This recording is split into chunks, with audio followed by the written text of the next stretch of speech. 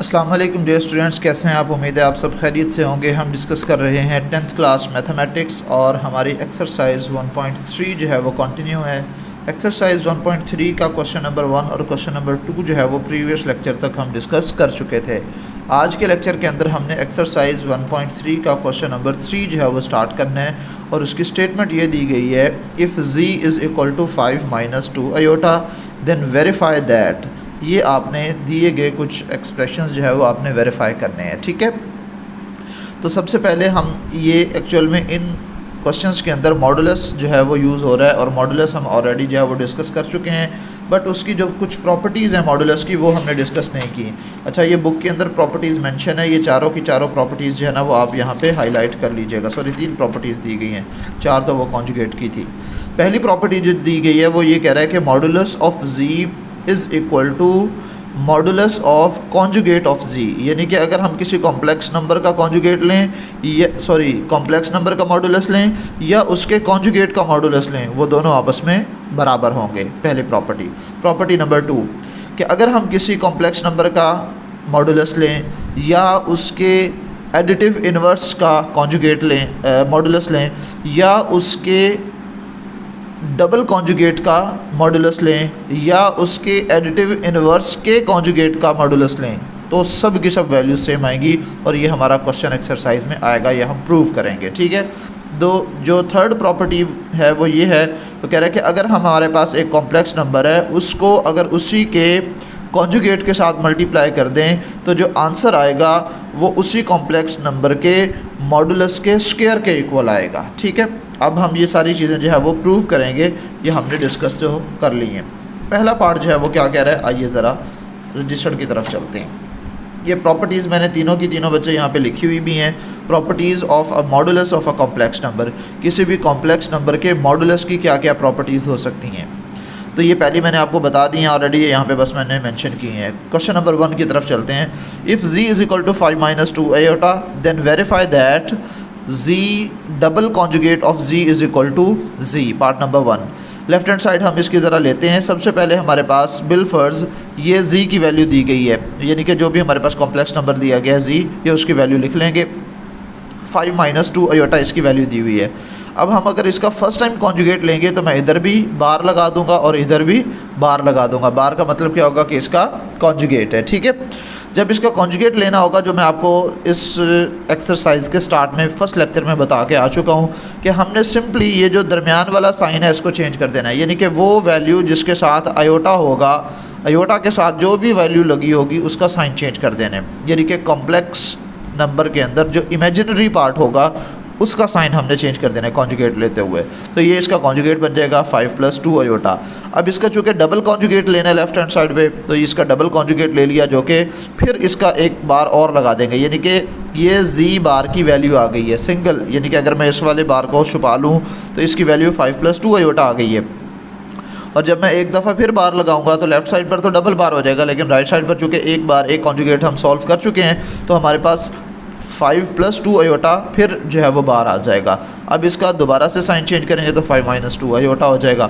अब आप ये देखो, मैं ये कहूँ कि ये मेरे पास पेंसिल है और इसकी डायरेक्शन जो है वो अपवर्ड है। अगर मैं इसको एक दफ़ा घुमा दूँ तो ये नीचे की तरफ आ जाएगी, और अगर मैं कहूँ जी मैं इसको 2 दफ़ा घुमाऊँ और ये वापस अपनी ओरिजिनल पोजीशन में आएगा, तो भाई आ तो गया, इसने आना ही था। एक दफ़ा घुमाया डाउन हो गई, फिर दोबारा घुमाया तो ये अप हो गई। तो एक दफ़ा कॉन्जुगेट लिया तो ये पॉजिटिव हो गया, दोबारा कॉन्जुगेट लेंगे तो नेगेटिव हो जाएगा, ओरिजिनल भी नेगेटिव ही था, ठीक है। तो ये इसी तरह से जो है वो बिल्कुल वैसे के वैसे ही है कि double 2 times of conjugate which is equal to original number, तो इसीलिए जो है वो 5 + 2 iota bar which is equal to 5 - 2 iota हो जाएगा। और जो कि ये वैल्यू एक्चुअल में 5 - 2 आयोटा किसके इक्वल है, ये तो z के इक्वल नहीं है, तो लिहाजा इसकी जगह मैं z लिख सकता हूँ। हैंस प्रूव हो गया कि double conjugate is equal to original number. Part number 2 क्या दिया हुआ है कि modulus of complex number is equal to modulus of conjugate of a complex number, यानी कि अगर हम किसी नंबर का मॉडुलस ले लें या उसके कॉन्जुगेट का मॉडुलस ले लें, दोनों का आंसर सेम आएगा। आइए सॉल्व करते हैं। Left hand side, let's suppose इसकी लेफ्ट हैंड साइड है z। अब z का हमने क्या लेना है, मॉडुलस, और इसका मॉडुलस लेने का तरीका मैंने आपको फर्स्ट लेक्चर में बताया था। अगेन मैं बता देता हूँ, यहाँ पे मैं आपको बता के आ चुका हूँ वैसे कॉम्प्लेक्स नंबर का मॉडुलस किस तरह से लेते हैं। ये देखो, if z is equal to x plus iota y then a modulus of z is denoted as z double vertical bar and defined as z modulus of z which is equal to इसके real part का square plus imaginary part का square और whole का square root, ठीक है। और यही काम हम यहाँ पे करेंगे, ठीक है। आइए अब देखते हैं।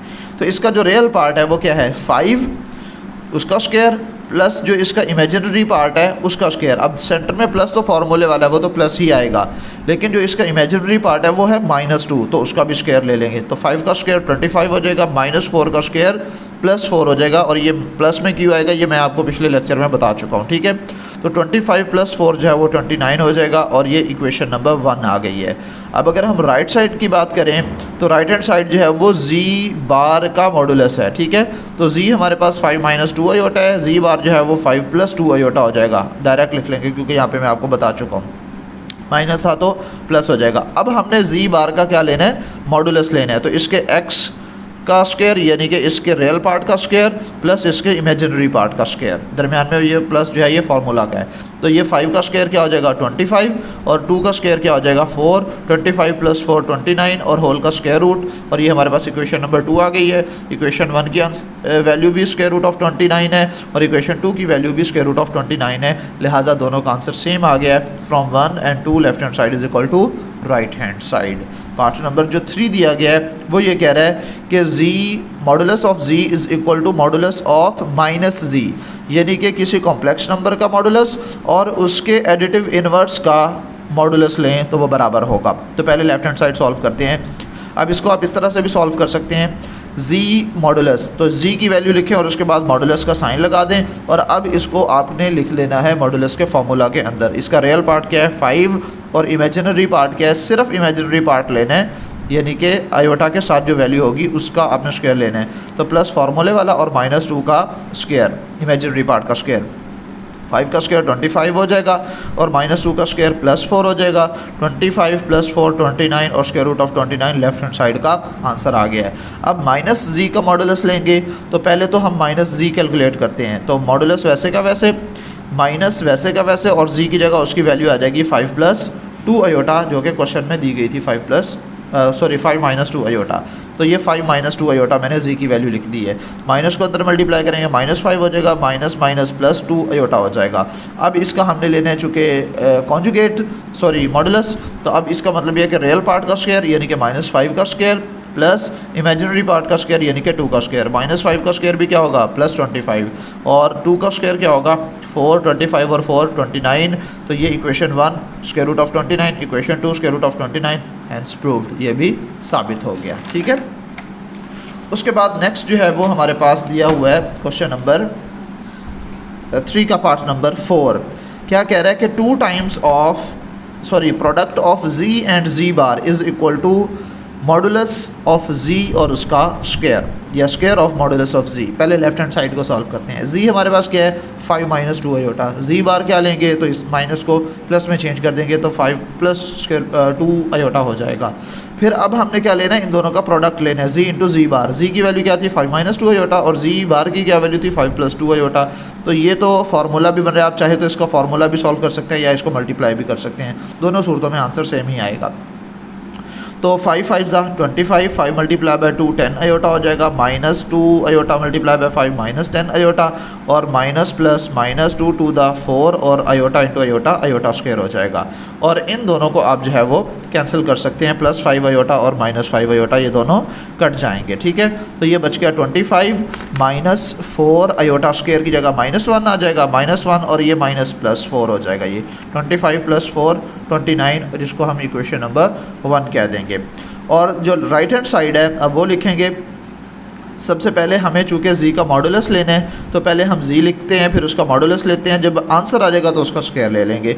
और z का मॉडुलस अगर यहाँ तक इसको छुपा दूँ मैं स्क्वायर को, यानी कि सिर्फ z का मॉडुलस ले लें तो ये स्क्वायर रूट ऑफ 29 आया था, पहले मैं आपको बता चुका हूँ, ये सॉल्व कर लिया हमने। अब चूँकि दोनों तरफ हमने स्क्वायर ले लिया है, इधर z मॉडुलस उसका स्क्वायर था ना, तो राइट साइड पर जो वैल्यू आई है उसका स्क्वायर ले लें, तो ये स्क्वायर रूट जो है वो कट जाएंगे। तो इसका आंसर भी क्या आ गया है 29। और from equation number 1 and equation number 2 left hand side is equal to right hand side, और ये भी प्रूव हो गया, ठीक है। जो इसका पार्ट नंबर 5 दिया गया, लास्ट पार्ट है इस क्वेश्चन का, उसकी वैल्यू दी हुई है g modulus of g is equal to modulus of minus g. ठीक है, ये भी सेम आएगा। Left hand side modulus of g तो ऑलरेडी बच्चे ये 29 हम कैलकुलेट कर चुके हैं, ये वही वैल्यू है। ठीक है, राइट हैंड साइड ये भी हम वैसे कैलकुलेट करके आ चुके हैं, पहले माइनस जी का मॉडुलस जो है वो लिया है, ये है ना इस किसी क्वेश्चन के अंदर माइनस जी का मॉडुलस, ये देखो ये भी लिया हुआ है, पार्ट नंबर 3 और पार्ट नंबर ये 5, ये सेम टू सेम ही है आई थिंक सो। मुझे लगता है ये क्वेश्चंस बिल्कुल सेम हो गए हैं। ये देखें ये 2 दफ़ा हो गया है जी का, अच्छा नहीं जी के बार का मॉडुलस लिया हुआ है। ठीक है ठीक है ठीक है ठीक है ठीक है ठीक है, फिर तो इसमें थोड़ी सी मिस्टेक भी है। जी बार का मॉडुलस है, 5th पार्ट के अंदर जी बार का मॉडुलस है। चलो अब इसको चेंज कर लेते हैं, जो इसमें चेंजिंग होगी वो देख लेते हैं। ये है जी बार का मॉडुलस, जस्ट अ मिनट, ये जी बार और इसका मॉडुलस। आइए अब ज़रा इसको सॉल्व करते हैं। तो इसकी राइट हैंड साइड क्या बनेगी? सबसे पहले हमारे पास जो है वो जी की वैल्यू दी हुई है, वो हमारे पास आ चुकी है। ठीक है, और माइनस जी की वैल्यू हमारे पास ये आ गई है। अब मैं क्या करूँगा, इसका ले लूँगा बार। जब मैं इसका बार लूँगा तो इसका मतलब ये है कि इसका सिर्फ साइन कॉन्जुगेट जो है वो लेना है, तो इसके साइन जो है वो चेंज हो जाएंगे। तो ये इसका मैंने अभी बार भी लेना है, तो ये मैंने इसका इधर भी बार ले लिया और इधर भी बार ले लिया। अब क्या होगा, अब ये जो हमारे पास -25 है ये तो माइनस ही रहेगा। अब ये वाला जो +2 है ये माइनस का 2 हो जाएगा और इससे आंसर पे कोई फ़र्क नहीं पड़ने वाला। ठीक है, तो ये -5 का स्क्वायर +25 हो जाएगा और -2 का स्क्वायर भी +4 ही होगा। +4 और +25 स्क्वायर रूट ऑफ 29 हो जाएगा। इसका आंसर भी स्क्वायर रूट ऑफ 29 और इसका आंसर भी square root of 29। So from 1 and 2 left hand side is equal to right hand side, और ये हमारा क्वेश्चन जो है वो सॉल्व हो चुका है। अब हम चलते हैं क्वेश्चन नंबर 4 की तरफ। क्वेश्चन नंबर 4 की जो वैल्यू दी गई है ज़रा आप वो गौर से देखें तो वो क्या कह रहा है, स्टेटमेंट क्या कह रही है, ज़रा देखिएगा बच्चे। फर्स्ट ऑफ ऑल स्टेटमेंट में जो बात लिखी है उसने वो कह रहा है कि if z is equal to 4 - 3 iota then verify that z, ये जो मैंने आपको कहा था कि ये प्रॉपर्टी हमने प्रूव करनी है, और ये देखो ये वही प्रॉपर्टी है, modulus of z, modulus of -z, modulus of double conjugate of z, modulus of -z बार, यानी कि कॉन्जुगेट भी है और उसका एडिटिव इनवर्स भी है। अब ये सारी हमने प्रॉपर्टीज़ जो है वो प्रूव करनी है। तो क्वेश्चन नंबर 4 जो है वो दिया हुआ है, देखिएगा। सबसे पहले हमारे पास z का मॉडुलस ये मालूम करेंगे, फिर -z का मॉडुलस मालूम करेंगे, फिर z के डबल कॉन्जुगेट का मॉडुलस, फिर -z के कॉन्जुगेट का मॉडुलस। 1 बाय 1 सॉल्व करते हैं।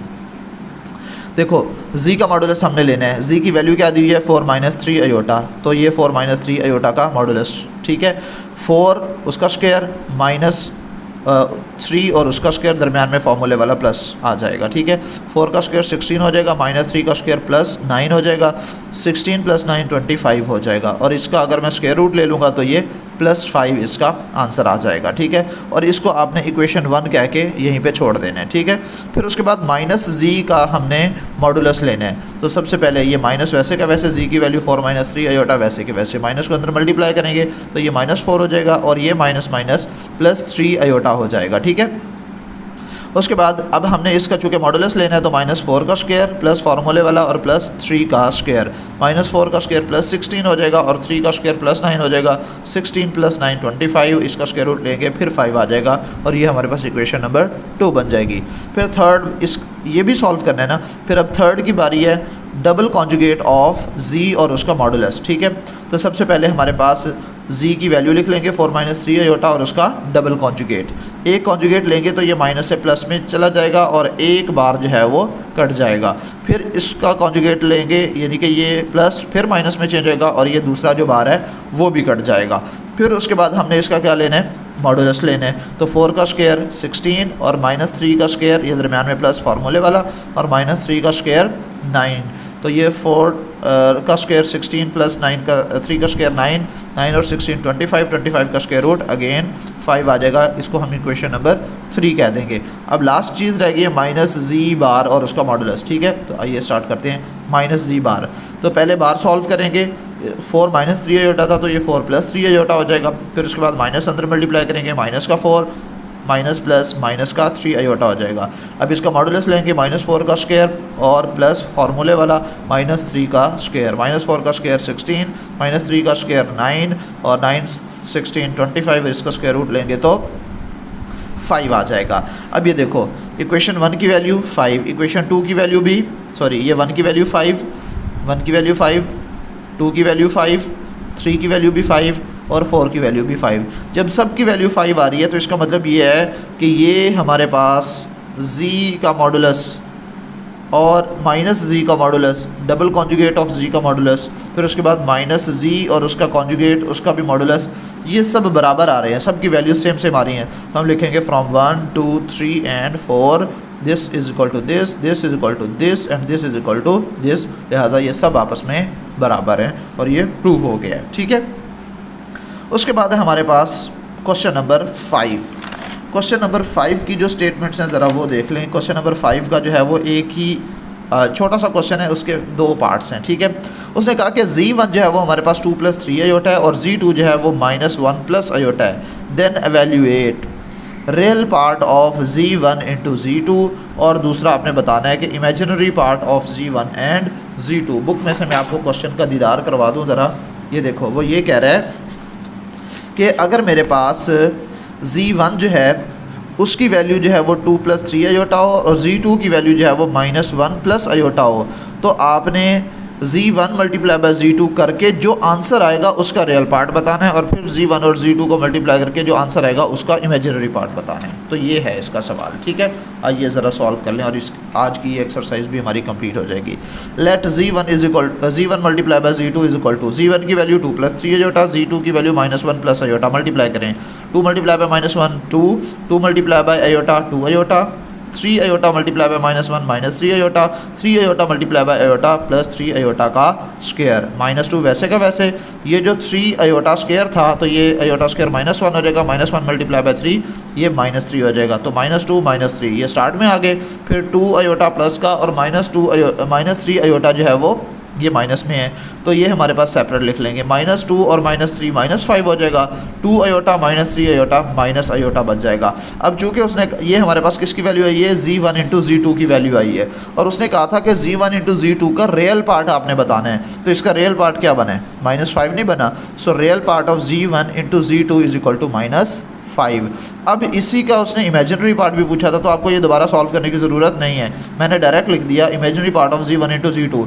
z1 × z2 की वैल्यू क्या आई है, -5 और माइनस आयोटा। तो इसका जो इमेजिनरी पार्ट होगा यहाँ पे आयोटा के साथ क्या लगा हुआ है, इसका कोफिशिएंट क्या होगा, कुछ भी नहीं है तो 1 होगा। तो z1 × z2 का जो इमेजिनरी पार्ट है वो है -1। तो ये थी बच्चे आप लोगों की एक्सरसाइज 1.3 जो कि कंप्लीट हो चुकी है। उम्मीद है आप लोगों को समझ भी आ गई होगी। और वो फिर वही बात कि अगर आप इस एक्सरसाइज के नोट्स जो है वो PDF नोट्स हासिल करना चाहते हैं तो ये PDF नोट्स के लिए आपने क्या करना है, मैं आपको पहले भी कई बार बता चुका हूँ। ये जो नंबर दिया गया है 0310060883, आप इस पर व्हाट्सएप पर रब्ता कर सकते हैं तो आपको PDF नोट्स जो है वो मिल जाएंगे। तो आज की वीडियो के लिए बच्चे इतना ही काफ़ी है। नेक्स्ट वीडियो में इंशाल्लाह आपसे फिर मुलाकात होगी, तब तक के लिए मुझे दुआ में याद रखिएगा। अल्लाह हाफिज़।